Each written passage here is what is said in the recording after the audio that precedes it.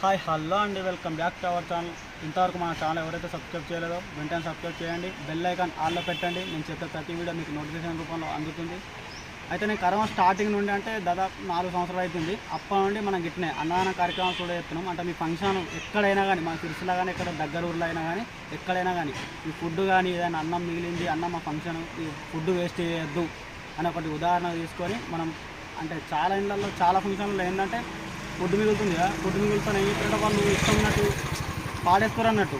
అట్లా వేస్ట్ కాకుండా మనం ఏంటంటే మన సిరిసిల్ల బాలు కిట్కెట్ బాలు మరి దివ్య నగర్ అయితే మనకు కాల్ చేస్తే ఏంటంటే మనం వస్తామన్నట్టు. మీ లొకేషన్ ఎక్కడుంది ఏంటంటే మనకు చెప్తే మీ ఆవరణలోకి వచ్చి ఒక వెహికల్ పట్టుకొని వచ్చి ఫుడ్ ఇలా సప్లై చేస్తామన్నట్టు. అంటే మీ ఆవరణలో కూడా ఎక్కడైనా అన్నమా ఇక్కడ మంచిగండి, ఇక్కడ చూద్దాం మా వాళ్ళు ఉన్నారు, ఇక్కడ చూద్దాం మాకు ఫుడ్ కావాలి అని మీరు కామెంట్ సెక్షన్లో కామెంట్ పెట్టినా కానీ ఎప్పుడైనా ఫుడ్ మిగిలితే మీ దగ్గర ఖచ్చితంగా వంచుతాం. దయచేసి అన్నం వేస్ట్ చేయకని అందరూ బాగుండాలి, అందరూ మనమే కోరుకుంటూ.